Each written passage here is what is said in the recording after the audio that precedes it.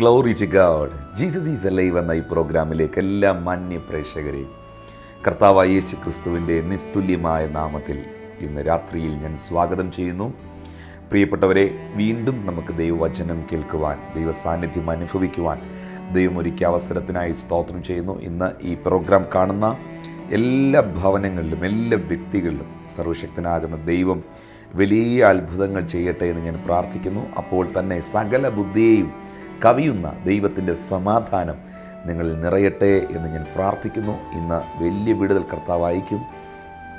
കഴിഞ്ഞ ദിവസത്തിലെ എപ്പിസോഡുകളിലൂടെ അനേക പ്രിയപ്പെട്ടവരുടെ ജീവിതത്തിൽ വലിയ വ്യത്യാസങ്ങൾ, വിടുതലുകൾ, സൗഖ്യം കർത്താവായിരിക്കുവാനിടയായി. വിദൂരതകളിൽ ഇരുന്നു കൊണ്ട് സൗദി അറേബ്യയിലും ദുബായിലും മറ്റ് പല രാജ്യങ്ങളിലും ഇരുന്ന് കണ്ടവർക്ക് പോലും അത്ഭുത വിടുതലുകൾ കർത്താവായിരിക്കുവാനിടയായി.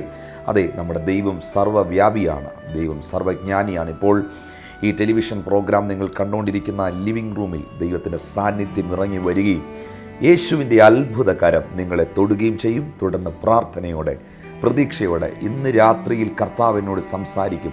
യേശുവിൻ്റെ നാമത്തിൽ ഒരു വിടുതൽ നടക്കും, യേശുവിനെ തൊടും എന്ന ഉറപ്പോടെ ദൈവവചനം കേൾക്കാം. അതിനായി പരിശുദ്ധാത്മാവ് നിങ്ങളെ സഹായിക്കട്ടെ.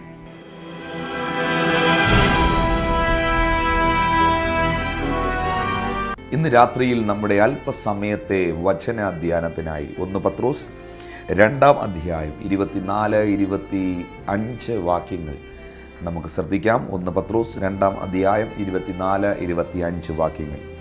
നാം പാപം സംബന്ധിച്ച് മരിച്ചു നീതിക്ക് ജീവിക്കേണ്ടതിന് അവൻ തൻ്റെ ശരീരത്തിൽ നമ്മുടെ പാപങ്ങളെ ചുമന്നുകൊണ്ട് ക്രൂശിൽ കയറി അവൻ്റെ അടിപ്പിണരാൽ നിങ്ങൾക്ക് സൗഖ്യം വന്നിരിക്കുന്നു.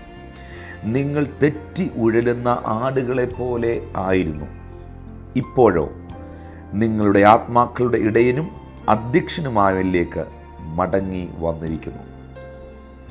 നാം പാപം സംബന്ധിച്ച് മരിച്ച് നീതിക്കായി ജീവിക്കേണ്ടതിന് നമ്മുടെ പാപങ്ങളെ യേശു തൻ്റെ ശരീരത്തിൽ ഏറ്റുകൊണ്ട് ക്രൂശിൽ കയറി. യേശുവിൻ്റെ ശരീരത്തിൽ വെളിപ്പെട്ട അല്ലെങ്കിൽ യേശു ഏറ്റ അടിയാൽ, ആ അടിയാലുണ്ടായ അടിപ്പിണരുകളാൽ നിങ്ങൾക്ക് സൗഖ്യം വന്നിരിക്കുന്നു. തൊട്ട് താഴെയുള്ള വാക്യം, നിങ്ങൾ തെറ്റി ഉഴലുന്ന ആടുകളെ പോലെ ആയിരുന്നു. നിങ്ങളുടെ പാസ്റ്റാണ് ഈ പറയുന്നത്. എന്നാൽ പ്രസൻറ്റ് പറയുന്നു, ഇപ്പോഴോ നിങ്ങളുടെ ആത്മാക്കളുടെ ഇടയിലും അധ്യക്ഷനുമായവനിലേക്ക് നിങ്ങൾ മടങ്ങി വന്നിരിക്കുന്നു. ഒരു സമയത്ത് നിങ്ങൾ ദൈവത്തെ അറിയാത്തവരായിരുന്നു, നിങ്ങൾ ദൈവമില്ലാതെ ജീവിച്ചവരായിരുന്നു. എന്നാൽ പരിശുദ്ധാത്മാവ് എഴുതിയിരിക്കുന്നു, ഇപ്പോഴോ നിങ്ങൾ ദൈവത്തിലേക്ക്, അധ്യക്ഷനിലേക്ക്, ഇടയനിലേക്ക് നിങ്ങൾ മടങ്ങി വന്നിരിക്കുന്നു. ജീവിതത്തിലെ 2 പ്രധാനപ്പെട്ട അവസ്ഥകളെക്കുറിച്ച് അപ്പോസ്തലനായ പത്രോസ് നമ്മെ പഠിപ്പിക്കുന്നു. 1, ദൈവത്തെ കൂടാതെ ഉള്ള ജീവിതവും 2, ദൈവത്തോടൊപ്പമുള്ള ജീവിതവും. ഈ 2 ജീവിതവും ഒരു മനുഷ്യൻ്റെ ജീവിതത്തിൽ ഉണ്ടാകുന്നതാണ്. എന്നാൽ പലരും ദൈവത്തെ കൂടാതെ ജീവിച്ചു, ദൈവത്തെ കൂടാതെ വളർന്നു, ദൈവത്തെ കൂടാതെ മരിച്ചു. അവരിപ്പോൾ പിശാചിനും അവൻ്റെ ദൂതന്മാർക്കും ഒരുക്കിയിരിക്കുന്ന സ്ഥലത്ത് അവരുടെ ആത്മാക്കൾ വിശ്രമിക്കുന്നു. എന്നാൽ ചിലർ ദൈവത്തെ കൂടാതെ ജീവിച്ചു, ദൈവത്തെ കൂടാതെ അവർ വളർന്നു. എന്നാൽ ഒരു പ്രത്യേക സമയം വന്നപ്പോൾ സർവശക്തനാകുന്ന ദൈവത്തിൻ്റെ വചനം, അവൻ്റെ സത്യം, ആ കർത്താവിനെക്കുറിച്ചുള്ള വെളിപ്പാട് അവർക്ക് ലഭിക്കുകയും അവരുടെ ജീവിതം യേശുവിനായി സമർപ്പിക്കുകയും വിശുദ്ധമായ, ജയകരമായ ഒരു ക്രിസ്തീയ ജീവിതം അവർ യേശുവിനോടൊപ്പം നയിക്കുകയും ഒരുപക്ഷെ ഇന്നവർ ഭൂമിയിൽ ജീവിക്കുകയും അല്ലെങ്കിൽ അവരുടെ സമയമായപ്പോൾ യേശുവിനോടൊപ്പം ജീവിച്ച് യേശുവിനായി മരിച്ച് അവരുടെ ആത്മാവ് ക്രിസ്തുവിൽ ഇന്ന് ദൈവത്തോടു കൂടെ മറഞ്ഞിരിക്കുന്നു. എന്നെ കേൾക്കുന്നവരെ, 2 ജീവിതത്തിൻ്റെ ഘട്ടങ്ങളെക്കുറിച്ചാണ് പത്രോസ് ഇവിടെ വ്യക്തമാക്കുന്നത്. നോക്കുക, നിങ്ങൾ തെറ്റി ഉഴലുന്ന ആടുകളെ പോലെ നടന്നൊരു സമയം, എന്നാൽ ഇപ്പോൾ ഇടയനിലേക്ക് മടങ്ങി വന്ന സമയം. ഇത് 2 കാര്യങ്ങളെക്കുറിച്ച് ഇന്ന് രാത്രി പരിശുദ്ധാത്മാവ് നിങ്ങളോട് സംസാരിക്കുവാനായി ആഗ്രഹിക്കുന്നു. ഒരു പക്ഷേ ഈ TV പ്രോഗ്രാം കാണുന്ന നിങ്ങളിൽ പലരും ദൈവത്തോടു കൂടെ ജീവിക്കുന്നവരായിരിക്കാം. അല്ല, ദൈവവുമായി ഒരു ബന്ധമില്ലാത്തവർ പോലും ഇന്ന് ഈ രാത്രിയിൽ എന്നെ കേൾക്കുന്നുണ്ട്. നിങ്ങൾക്ക് 2 പേർക്കും മനസ്സിലാകുന്ന, ഈ 2 കൂട്ടർക്കും മനസ്സിലാക്കുവാൻ കഴിയുന്ന നിലയിൽ നിങ്ങളോട് സംസാരിക്കുവാൻ ഞാൻ കർത്താവിൽ ആശ്രയിക്കുന്നു. ഒരു വ്യക്തി യേശുവിലേക്ക് വന്നാൽ ആ വ്യക്തി പുതിയ സൃഷ്ടിയാകുമെന്ന് 2 കൊരിന്ത്യർ 5:17 എഴുതിയിരിക്കുന്നു. ഒരുവൻ ക്രിസ്തുവിലായാൽ അവൻ പുതിയ സൃഷ്ടിയാകുന്നു, പഴയത് കഴിഞ്ഞുപോയി, ഇതാ സകലതും അവനിൽ പുതുതായി. എന്നാൽ ക്രിസ്തുവിലേക്ക് വന്ന ജീവിതം പുതുതായി തീർന്ന ആ വ്യക്തിയോട് ചോദിച്ചാൽ അവൻ്റെ കഴിഞ്ഞകാല ജീവിതത്തിലെ അനുഭവത്തെക്കുറിച്ച്, അവസ്ഥയെക്കുറിച്ച് ആ വ്യക്തി നമ്മളോട് പങ്കുവയ്ക്കും. എൻ്റെ ജീവിതത്തിൻ്റെ 17ാമത്തെ വയസ്സിലാണ് ഞാൻ രക്ഷിക്കപ്പെടുന്നത്. 18ാമത്തെ എൻ്റെ വയസ്സിൽ ഞാൻ ഡിഗ്രി പഠനം ആരംഭിക്കുന്ന സമയത്ത് എൻ്റെ ജീവിതം ഞാൻ കർത്താവിനായി സമർപ്പിക്കുവാനിടയായി. യേശു എന്നെ വിടുവിച്ചു. എന്നാൽ ഈ 18 വയസ്സിന് മുൻപ് വരെ എൻ്റെ ജീവിതത്തിൽ എനിക്ക് പറയാൻ ഒത്തിരി അനുഭവങ്ങളുണ്ട്. പ്രിയപ്പെട്ടവരെ, ദൈവത്തെ കൂടാതുള്ള ജീവിതവും ദൈവത്തോടൊപ്പമുള്ള ജീവിതവും രണ്ടാണ്. അത് പകലും രാത്രിയും പോലുള്ള വ്യത്യാസമാണ്. പ്രിയപ്പെട്ടവരെ, വെളിച്ചവും ഇരുട്ടും പോലുള്ള ഡിഫറൻസ് ആണ് ദൈവത്തോട് ഒപ്പമുണ്ടായിരിക്കുന്ന ജീവിതവും ദൈവത്തിൽ നിന്ന് അകലുന്ന ജീവിതവും.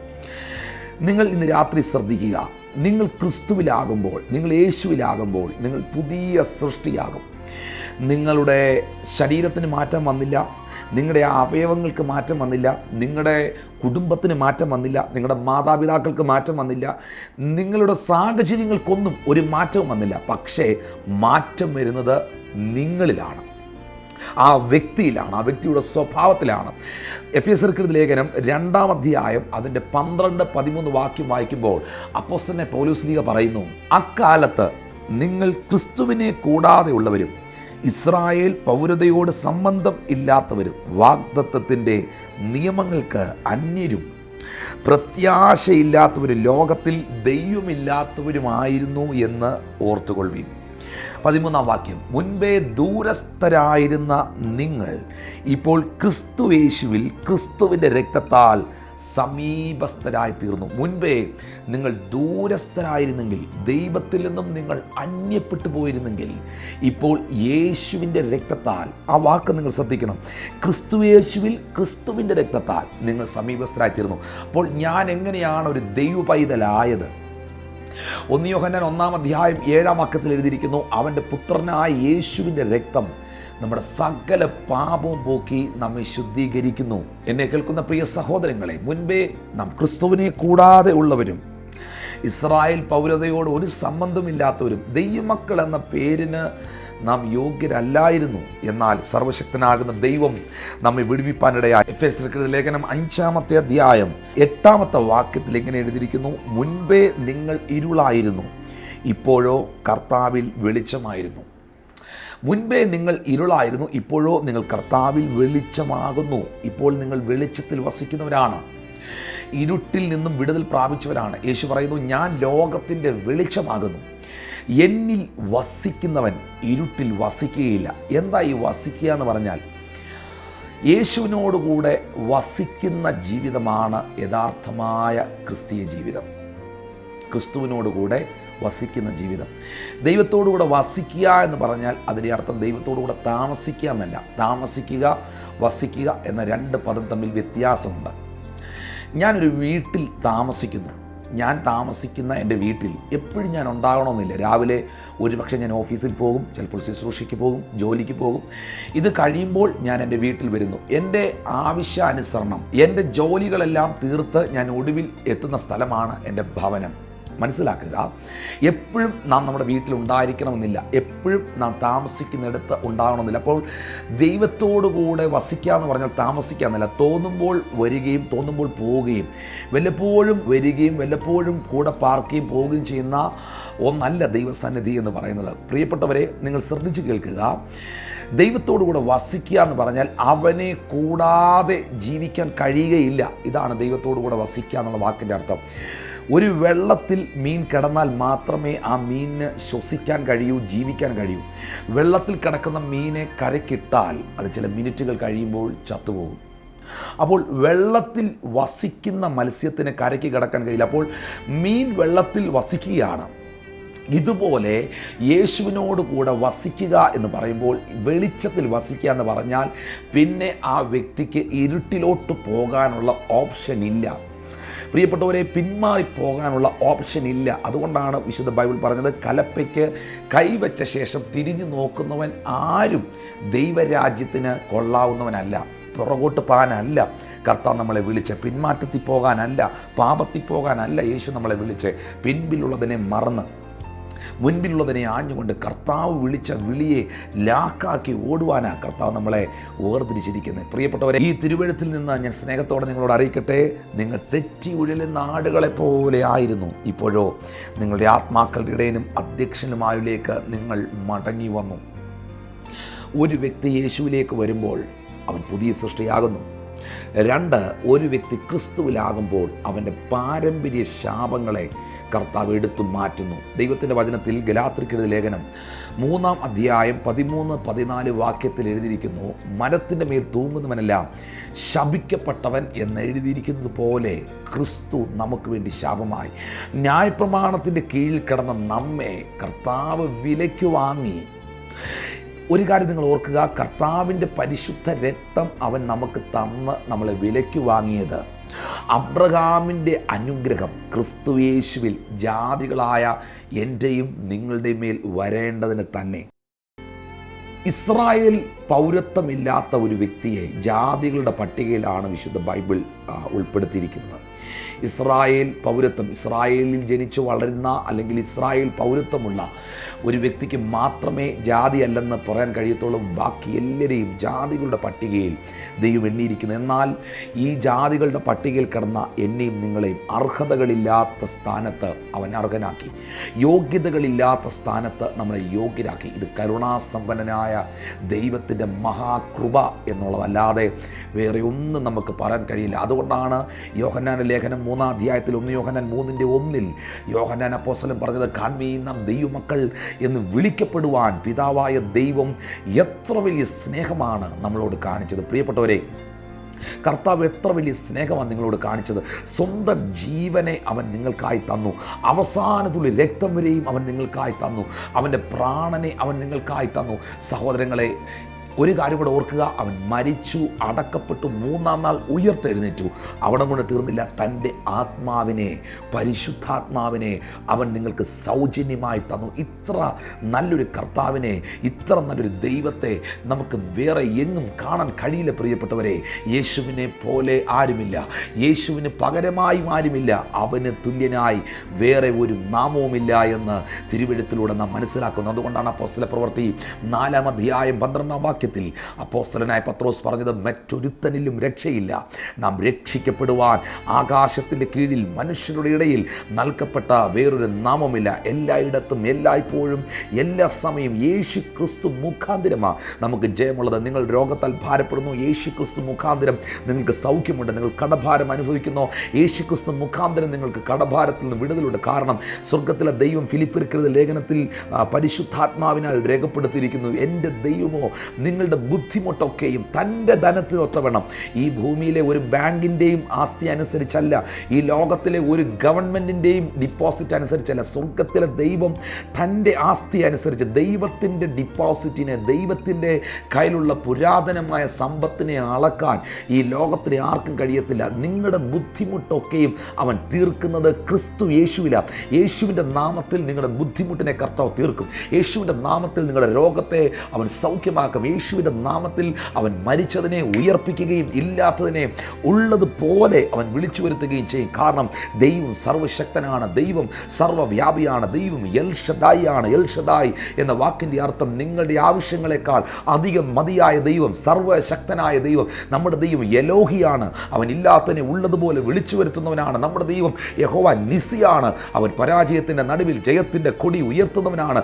നമ്മുടെ കർത്താവായ യേശു ക്രിസ്തു യഹോവ ശാലോമാണ്, അവൻ നിങ്ങളുടെ സമാധാനമില്ലാത്ത വേളകളിൽ നിങ്ങൾക്ക് സമാധാനം തരുന്ന സമാധാനത്തിൻ്റെ പ്രഭുവാണ്. എന്നെ കേൾക്കുന്ന പ്രിയപ്പെട്ടവരെ, നിത്യമായ ശാപത്തിൽ നിന്നും നിത്യമായ അനുഗ്രഹത്തിലേക്ക് നടത്തുവാൻ നാം ക്രിസ്തുവിലാകുമ്പോൾ സാധ്യമാണ്. നിങ്ങളുടെ ശാപങ്ങൾ മാറണമോ? നിങ്ങളുടെ പാരമ്പര്യ ശാപത്തിൽ നിന്നും നിങ്ങൾ വിടുതൽ പ്രാപിക്കാൻ ആഗ്രഹിക്കുന്ന വ്യക്തിയാണെങ്കിൽ നിശ്ചയമായും ബൈബിൾ പറയുന്നു, ഇപ്പോഴോ ക്രിസ്തു യേശുവിൽ ഉള്ളവർക്ക് ഒരു ശിക്ഷാവിധിയുമില്ല.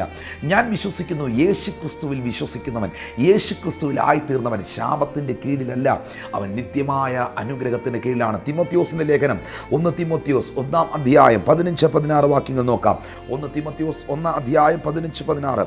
ക്രിസ്തു യേശു പാപികളെ രക്ഷിക്കുവാൻ ലോകത്തിൽ വന്നു എന്നുള്ളത് വിശ്വാസ്യവും എല്ലാവരും അംഗീകരിപ്പാൻ യോഗ്യവുമായ വചനം തന്നെ.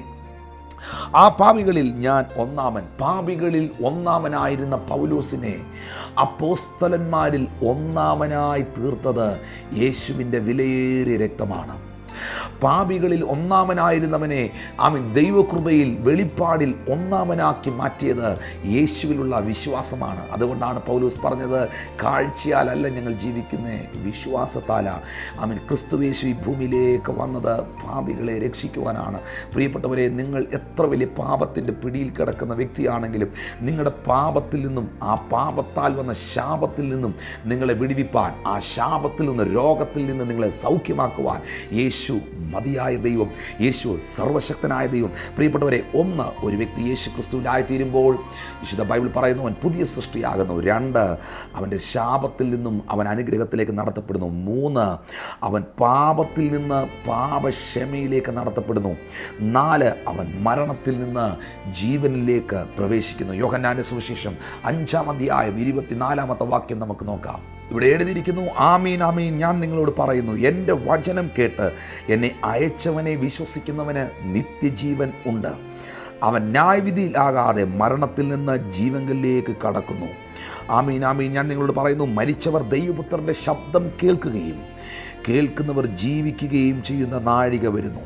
യേശു പറയുകയാണ്, എൻ്റെ വചനം കേട്ട് എന്നെ അയച്ചവനിൽ വിശ്വസിക്കുന്നവന് നിത്യജീവനുണ്ട്. അവൻ ന്യായവിധിയിൽ അകപ്പെടാതെ മരണത്തിൽ നിന്ന് അവൻ ജീവനിലേക്ക് കടക്കുന്നു. പ്രിയപ്പെട്ടവരെ, യേശുവിലാകുമ്പോൾ ആത്മീയ മരണത്തിൽ നിന്നും ശാരീരിക മരണത്തിൽ നിന്നും നമുക്ക് വിടുതലുണ്ട്. നമ്മുടെ ആത്മാവ് ദൈവവുമായി ബന്ധമില്ലാതെ ആത്മീയമായി മരിച്ചു കിടക്കുന്നെങ്കിൽ നിങ്ങളുടെ ആത്മാവിന് ജീവൻ പകരാൻ യേശുവിലുള്ള വിശ്വാസത്താൽ ക്രിസ്തുവിൽ ആയിത്തീരുന്നതിനാൽ സാധ്യമാകും. 2, നിങ്ങളുടെ ആത്മീയ മരണത്തിൽ നിന്ന് മാത്രമല്ല, നിങ്ങളുടെ ശാരീരിക മരണത്തിൽ നിന്നും നിങ്ങൾക്ക് വിടുതൽ തരുവാൻ കർത്താവിന് കഴിയും. കാരണം നിങ്ങളുടെ ശരീരത്തിൽ നിങ്ങളൊരു രോഗം അനുഭവിക്കുമ്പോൾ, നിങ്ങളുടെ ശരീരത്തിൽ ഒരു പ്രതികൂലം കടന്നു വരുമ്പോൾ, മരണത്തോട് മൽപിടിക്കുമ്പോൾ, പ്രിയപ്പെട്ടവരെ, യേശുവിൻ്റെ അടിപ്പിണരാൽ, യേശുവിൻ്റെ നാമത്താൽ നിങ്ങൾക്ക് അത്ഭുത സൗഖ്യം പ്രാപിക്കാൻ കഴിയും. 1, ക്രിസ്തുവിലാകുമ്പോൾ പുതിയ സൃഷ്ടിയാകുന്നു. 2, ഞാൻ ശാപത്തിൽ നിന്നും അനുഗ്രഹത്തിലേക്ക് നടത്തപ്പെടുന്നു. 3, പാപത്തിൽ നിന്ന് പാപക്ഷമയിലേക്ക് നടത്തപ്പെടുന്നു. 4, മരണത്തിൽ നിന്ന് ജീവനിലേക്ക് പ്രവേശിക്കുന്നു. 5-മതായി വളരെ പ്രധാനപ്പെട്ട കാര്യം, സാത്താൻ്റെ പിടിയിൽ നിന്നും യേശുവിൻ്റെ മകനായി, യേശുവിൻ്റെ മകളായി മാറുന്നു. യോഹന്നാന്റെ സുവിശേഷം 8 അധ്യായം 31 മുതൽ ഉള്ള വാക്യം ശ്രദ്ധിക്കാം. സത്യം നിങ്ങൾ അറിയുകയും സത്യം നിങ്ങളെ സ്വതന്ത്രരാക്കുകയും ചെയ്യും. അതിൻ്റെ 34-35 വാക്യത്തിൽ എഴുതിയിരിക്കുന്നു, അതിന് യേശു, ആമീൻ ആമീൻ ഞാൻ നിങ്ങളോട് പറയുന്നു, പാപം ചെയ്യുന്നവനെല്ലാം പാപത്തിൻ്റെ ദാസനാകുന്നു. ദാസൻ എന്നേക്കും വീട്ടിൽ വസിക്കുന്നില്ല, എന്നാൽ പുത്രനോ വസിക്കുന്നു. പുത്രൻ നിങ്ങൾക്ക് സ്വാതന്ത്ര്യം വരുത്തിയാൽ നിങ്ങൾ സാക്ഷാൽ സ്വതന്ത്രരാകും. പ്രിയപ്പെട്ടവരെ, യേശു നിങ്ങൾക്ക് സ്വാതന്ത്ര്യം വരുത്തിയാൽ, പിശാചിൻ്റെ പിടിയിൽ നിന്നും കർത്താവ് നിങ്ങളെ വിടുവിച്ചാൽ, പിന്നെ ശത്രുവിന് നിങ്ങളെ പിടിച്ചെടുക്കുവാൻ കഴിയുകയില്ല. നിശ്ചയമായും യേശു കാൽവറിയിൽ ഏറ്റെടുത്ത ജയം ഈ പ്രോഗ്രാം കാണുന്ന യേശു ക്രിസ്തുവിൽ വിശ്വസിക്കുന്ന നിങ്ങളുടെയും എൻ്റെയും ജയമായിരുന്നു.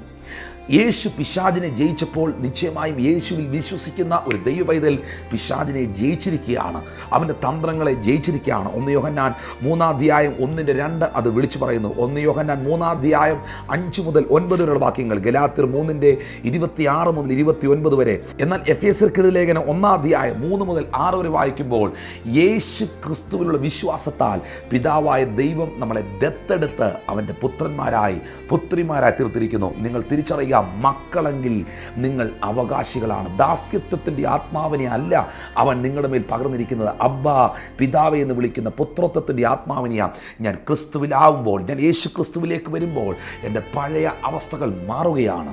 മുൻപേ നിങ്ങൾ ഇടയനില്ലാത്ത ആടുകളായിരുന്നെങ്കിൽ ഇപ്പോൾ നിങ്ങൾ ഇടയനിലേക്ക് മടങ്ങി വരുന്നു. മുൻപേ നിങ്ങൾ ഇരുളായിരുന്നെങ്കിൽ നിങ്ങൾ യേശുവിലാകുമ്പോൾ വെളിച്ചമായി മാറുന്നു. മുൻപേ നിങ്ങൾ ജഡീകനായിരുന്നെങ്കിൽ നിങ്ങൾ യേശുവിലാകുമ്പോൾ ആത്മീയരായി മാറുന്നു. മുൻപേ നിങ്ങൾ പാപത്തിൻ്റെ ദാസനായി ദാസനായിരുന്നെങ്കിൽ ഇപ്പോൾ നിങ്ങൾ ക്രിസ്തുവിൻ്റെ മക്കളായി മാറുന്നു. പ്രിയപ്പെട്ടവരെ, ഇതൊരു വലിയ പദവിയാണ്, ഇതൊരു വലിയ അനുഗ്രഹമാണ്. അതുകൊണ്ട് ഈ പ്രോഗ്രാം കാണുമെന്ന് നിങ്ങൾ വിശ്വസിക്കുക. ഇപ്പോഴോ ക്രിസ്തു യേശുവിൽ ഉള്ളവർക്ക് ഒരു ശിക്ഷാവിധിയുമില്ല.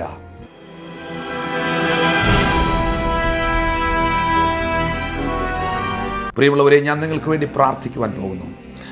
ഇന്ന് ഈ TV പ്രോഗ്രാം കാണുമ്പോൾ നിങ്ങൾ അറിയുക, ഒരു വ്യക്തി യേശുവിലേക്ക് വരുമ്പോൾ അവരുടെ ജീവിതം ആകെ മാറും, പൂർണ്ണമായി മാറും. ഈ ലോകത്തിലും വരാനുള്ള ലോകത്തിലും സർവശക്തനാകുന്ന ദൈവം അവനെ ധാരാളമായിട്ട് അനുഗ്രഹിക്കും.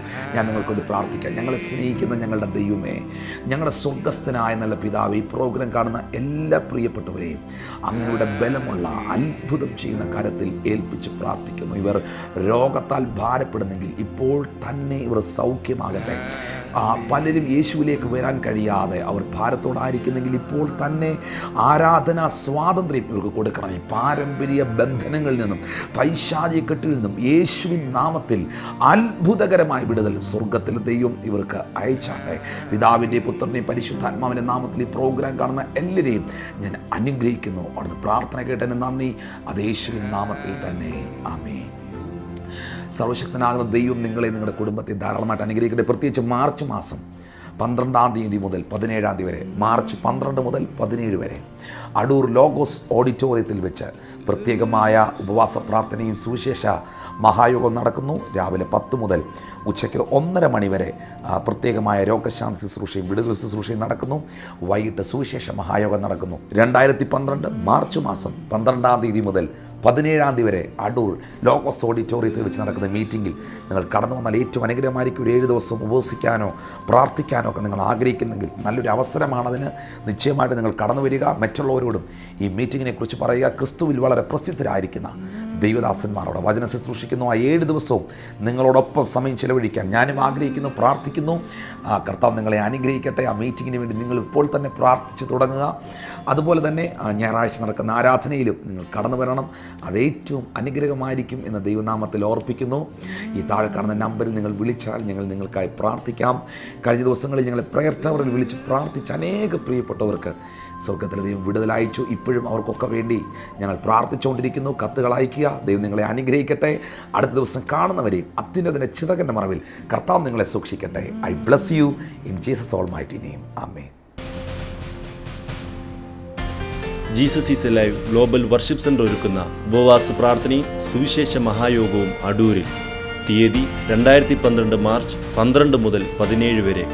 സ്ഥലം logos auditorium, നെല്ലിമുട്ടിപ്പടി, Adoor.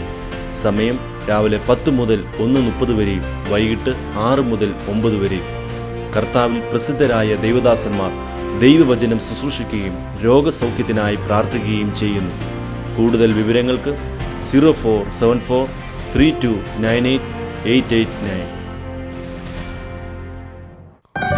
Kottarakkara Jesus is alive global worship centre ഒരുക്കുന്ന ആരാധനയും വിടുതലിൽ ശുശ്രൂഷയും എല്ലാ ഞായറാഴ്ചയും രാവിലെ 10 മണി മുതൽ ഉച്ചയ്ക്ക് 1 മണി വരെ നടന്നു വരുന്നു. ഈ മീറ്റിങ്ങുകളിൽ അനേകം രോഗികളെ യേശു സൗഖ്യമാക്കുന്നു. നിങ്ങളുടെ എല്ലാ വിഷയങ്ങൾക്കും വേണ്ടി പ്രത്യേകം പ്രാർത്ഥിക്കുന്നു. വിശ്വാസത്തോടെ കടന്നു വരിക. സമാധാനവും സൗഖ്യവും വിടുതലും പ്രാപിക്കുക. കൂടുതൽ വിവരങ്ങൾക്ക് Jesus is alive global worship centre, post box number 9, Kottarakkara. Phone 0474 329 889. Mobile 99474 84846. വാഗ്ദത്തം ചെയ്തവൻ വാക്കുമാറുമോ? വാഗ്ദത്തം ചെയ്തവൻ വാക്കുമാറുമോ? ഇല്ല, ഇല്ല, ഒരിക്കലുമില്ല. ഇല്ല, ഇല്ല, ഒരിക്കലുമില്ല. അവൻ വാക്കുമാറുകില്ല. ഇല്ല, ഇല്ല, ഒരിക്കലുമില്ല. ഇല്ല, ഇല്ല, ഒരിക്കലുമില്ല.